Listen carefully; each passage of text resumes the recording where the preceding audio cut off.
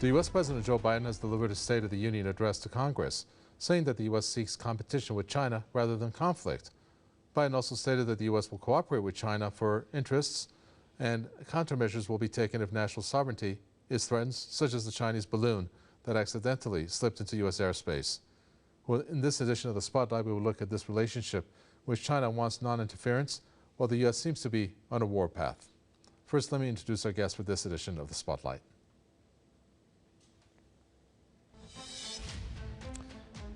Gilbert Doctorow, independent international affairs analyst, joins us from Brussels.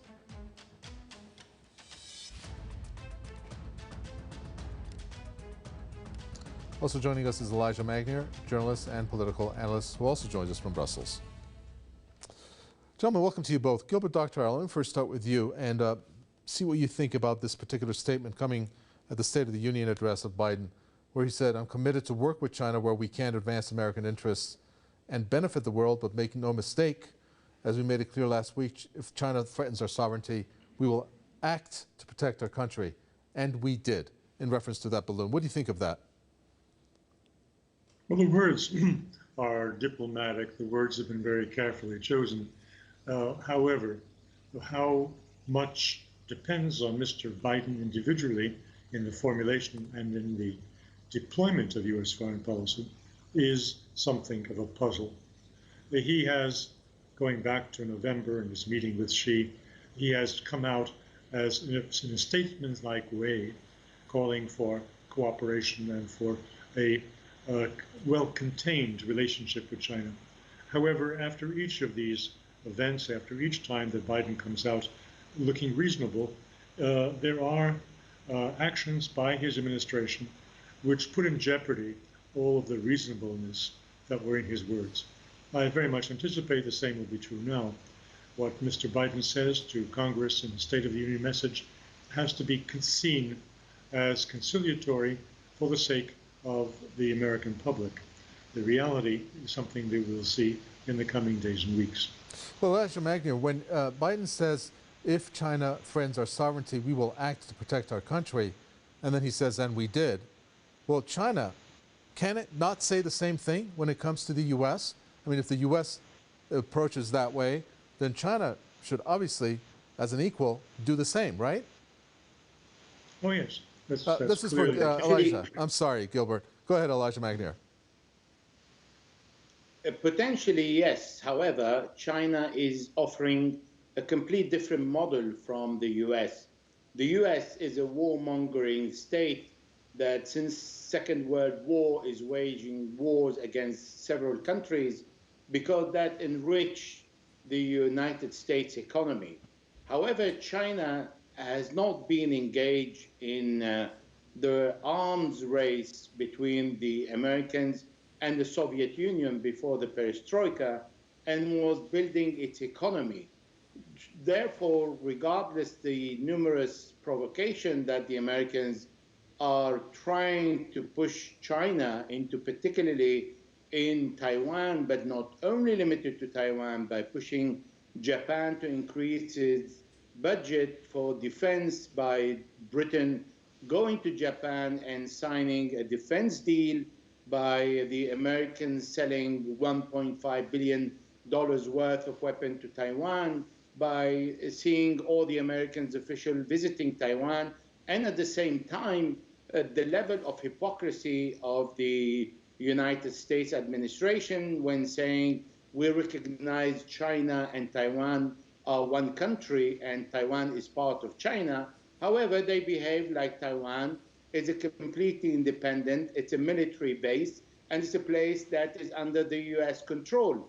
China has been waiting for the last 100 years without being provoked by the Americans and will wait further. It doesn't mean that China is weak. On the contrary, China is watching very carefully what's happening in Ukraine, is learning a lot the style of NATO in fighting, what kind of warfare the West can wage against another country like China, because the main objective is not Russia, is to push away Russia and for the United States to dedicate all its effort toward China. And all that the Chinese are very much aware of that and watching carefully, building their capability military and economy, trying to be independent, creating their own semiconductor because they wanted to be independent from Taiwan, and preparing for the West without offering a model that their option is always the war. On the contrary, they build the wall to keep away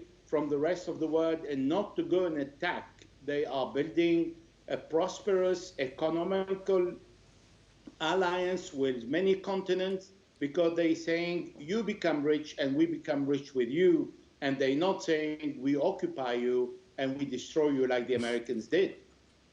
Well, that's the whole thing here. The approaches, right, Gilbert Doctorow? I mean, I guess they're going to say it better. But the Chinese side, for example, coming from its foreign ministry spokesman, always believe that China-U.S. relations are not a zero-sum game in which you lose and I win and you rise and I fall. That's how China has categorized this relationship. But of course, the U.S. has its own version, like what the president said when it comes to competition. The U.S. seeks competition with China rather than conflict. That's kind of hard to believe when you take a look at Taiwan, isn't it? When it's pumping military supplies there, when it fuels separatist aspirations and sends high-ranking U.S. officials to that island. Well, I would like to add remarks that fill out a bit what my fellow panelists have said. China is not a country of bunny rabbits. Unlike Russia, which has been, for the most part, under the last 20 years of Mr. Putin, reactive to Western pressures and Western aggressive actions in terms of expansion of NATO, China has been proactive and has been an initiator of efforts to further its own domestic security at the expense of the United States. By pushing out into the South China Sea, by constructing these artificial islands that have a defense purpose, China is clearly intent on removing American presence in its immediate neighborhood. That is not an aggressive position, but it is a clearly defined defensive position that comes at the expense of the United States.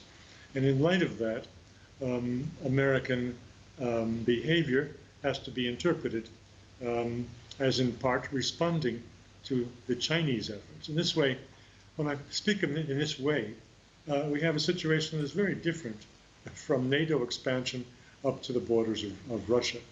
Here it is Chinese expansion in terms of its building its Navy to the largest in the world, and it's building support for the Navy in these artificial islands.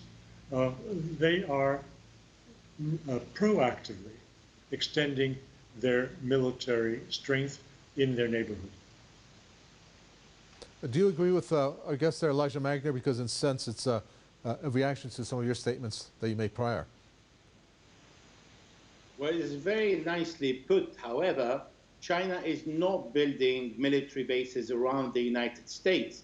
The United States has increased the building of more military bases in the Philippines, adding 4 more, and then it has a dozen more of bases in different countries. This is not what China is doing. China made a deal with the Solomon Islands that is 9,000 miles away from the United States, and the United States considered that as an attack against its sovereignty, and it's a threat to the national security. We're talking about 9,000 miles a deal between the Solomon Islands and China. When we see in Ukraine with the Russian, and we're not justifying the Russian occupation here, it's saying that Ukraine represents a national security danger. So by China building its navy and its military, well done, because it is threatened by the United States that is going to the China Sea. The NATO is a North Atlantic Treaty Organization that's supposed not to be to put its nose in the China Sea, is going to talk to Korea, is talking to Japan, and is trying to collaborate with them. NATO is a military apparatus made for 30 nations under the U.S. Control and command. What NATO is doing in China, around China. Gilbert Doctorow. Well, so far this is jawboning. It is, and you have in mind clearly Mr. Stoltenberg's visit to Korea. The United States is trying to find support in the neighboring countries of China for its containment policy. Its success in this regard has been mixed. And to liken this to NATO, that is something that Washington would welcome as a concept, but it is not the case in fact. The Southeast Asian countries, led by Indonesia, have been resistant to America's calls to actively engage in containment against China. The case of Philippines is a special one. It has its own special history and contested issues with China. And Philippines has gone this way and that way over the last 20 years with respect to its closeness or remoteness from the United States and United States policies. As to Japan and Korea, this is not a shut case. The United States has a lot of work to do if it is to formulate an alliance that has any effect in containing China. The NATO is completely subservient to the United States. Europe is subservient to the United States in a way that the Asian countries so far have resisted. Okay, since we're talking about NATO, what is the deal with an Asian NATO? If you can tell us, Elijah Magnier, because it was in June that NATO actually had a summit, and for the first time it included the countries, which I'm reading here, Japan, South Korea, Australia, and New Zealand. And of course, then it fueled speculation that there's going to be a NATO, Asian NATO. Why does a NATO feel it has to expand all over the world and unite countries? And in this case, obviously, it would be against China. Well, the rule is very simple. The United States doesn't prefer to go to war alone. The American administration needs always allies to be with it, to go to war with it. This is what the Americans have done in Afghanistan, in Libya, in Iraq, in Syria. NATO is there, is everywhere. Why? Because the United States is saying, well, we're not alone. However, the West represents only between 14 to 16% of the world population. Nonetheless, they are made of warmongering states who follow the US policy blindly and who walk along with what the US objectives are. So when NATO is moving around, NATO is not an independent organization. NATO is made of 30 nations led by the US. The commander is an American, and the biggest budget is offered by the Americans. So when the NATO is moving, it means that the Americans is telling those who are concerned that we are not alone against you, but we will have a coalition of different nations. Okay. If you have a reaction to our guest there, Elijah Magnier, Gilbert Doctorow, go ahead. If not, I'm going to move to another issue when it comes to China and the U.S. Do you have a reaction to Elijah Magnier? No, I have no difficulty with what he's just said. Okay.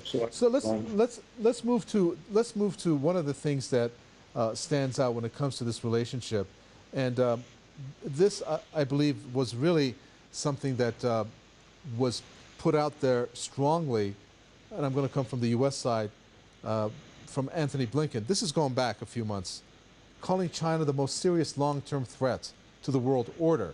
Beijing's vision would move us away from the universal values that have sustained so much of the world's progress. And I'm just going to stop there, where you have the U.S. obviously having that particular view, but yet China doesn't feel that way. What is the deal with the way that the U.S. thinks about China in that, I guess, in that scene or in that context? I would change the language a little bit to other terms that Blinken and State Department people have been using from time to time. And that word is revisionist. Both Russia and China have been categorized by the State Department, by the United States administration, as being revisionist states. what exactly does that mean? I think that is a more accurate description of the global situation than what you just were mentioning 2 minutes ago, that these countries do not respect the values and are challenging the principles that underlie world order. It is more precise. It is to speak about the alignment of the world's nations at the board of directors table. And that is where the revisionism comes in. It is truly accurate that these two countries, in particular China and Russia, are leading the pack. India is also a very active participant in the call for revising the seating order at the table of governors of the world. In China and Russia are the leaders, but there are a number of other countries that are followers, and all of this is seen to be aimed at undermining and overturning the United States global hegemony.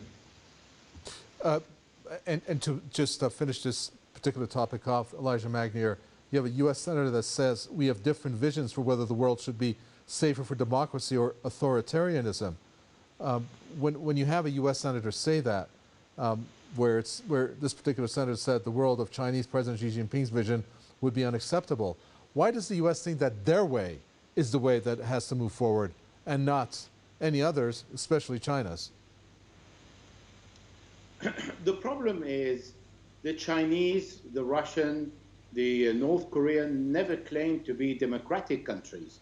However, we in the West claim to have democracy. Nonetheless, we have a letter received by a U.S. Secretary of State, Tillerson, Rex Tillerson, telling him that we use human rights only against our enemy, but not against our friend who are dictators. Therefore, we have a double standard when they are clearly saying, this is our regime, this is how we rule, this is how we control our country, and you deal with us. This is what, like the Americans are dealing with countries like Saudi Arabia, like Egypt, like Jordan, like so many other countries considered friend of the US. And here I don't use the world order or the international order because there isn't a world order. There is a Western order. There is a Western value and Western understanding of how things to be done. And the reason why China is a serious threat, look what's happening today. China has its own strong currency. It has reserves in gold, huge reserve in gold when the US is indebted to $31.4 trillion. It has an Asian bank with 100 billion capital. It is building the Silk Road, connecting Asia, Europe, and Africa. All these plans represent a serious danger to, as your guest said, the US hegemony. Well, an interesting piece of stat came out, and it's not very recent, but it came out just recently, Gilbert Doctorow, which points to whether the U.S. is actually ready to go down the route that it is. I mean, I'm not too sure what goes on in terms of, obviously, the way that they've mapped out their approach to China. But when you look at goods that were traded between the U.S. and China for 2022, it's hit a record high. What are we looking at? It's $690.5 billion for the year 2022. How can the U.S. even think then from decoupling from China in one way or another when it's, and asking other countries to do so, when it's having record trade happen between it and China? Well, you're pointing to the logical disconnect in the policies of the American foreign establishment. President Putin, in remarking on America's simultaneously trying to contain Russia and China, and thereby pushing them into one another's arms, the United States is pursuing what Putin called an insane policy. And I think that, regrettably, that characterization holds true. The United States cannot possibly decouple from China and still have store shelves filled with products for the American consumers to buy.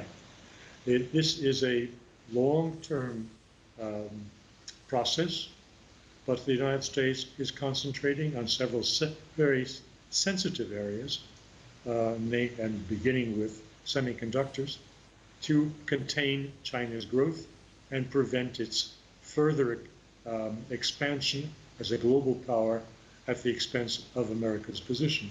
So the decoupling is being handled with great care, since, as I said, if it were to be done to the full extent, the United States stores would all be bare of products. But this is directional, what is going on, and the intention is that over time, the Chinese role in global trade will be diminished. Will they succeed? It is anyone's guess. China, for its own part, is now directing a great deal of effort to develop the consumer side of its own economy and to become less reliant on export earnings. Mm-hmm. I'd like to expand more on that chip issue because that is a huge one, but because of lack of time, the question now to you, Elijah Magnier, is about the U.S. warning to China, where he shut off one when it came to Russia, confronting China over companies that have ties to Russia, because according to the way the U.S. sees it, there's evidence of non-lethal aid, as it has called it, going to Russia. At the same time, we're looking at Russia-China ties to be solid as ever. Where do you see that going? Because we know how the U.S. can react when it comes to Russia and China in any form assisting it. Russia is a country that can declare war. We've seen Russia in Ukraine, before that in Georgia, in Moldova, in different places where the Russians have the courage or the intention to go and declare war on other states. However, China has not been doing so since decades. And because the Chinese did not declare war against countries that fall within the US satellite, the problem with China, between China and the US, is it is important for the US to separate China from Russia. The more threat China feels from the US, the closer Chinese are going to go toward Russia, because they're learning from this war. They are seeing what the Americans and NATO are using, what kind of weapons and tactics are using in this war, what kind of sanctions they are imposing on Russia, how far they can go, how they can damage infrastructure, how they can really damage themselves in order to damage Russia, like cutting the gas, mainstream 1 and 2. So all that is a very rich learning ground for the Chinese. And the way China is standing next to Russia is, as long as Russia is at war with the US will be busy away from China, which is a very clever way to do it. However, the Chinese feel the threat coming from the Americans in Taiwan and all the bases around it, because they feel that the Americans perhaps need another war after Russia, and perhaps Russia will stop after taking the 4 provinces and will create kind of Korea, North and South, no peace, no war, and then the Americans can dedicate more effort to China. Thank you very much. We're going to end it there. Elijah Magnier, journalist and political analyst, and Gilbert Doctorow. Thank you, independent international affairs analysts, both from Brussels. Thank you to you both. With that, we come to an end for this edition of the Spotlight from Mikhail Vatawe and the team. It's goodbye.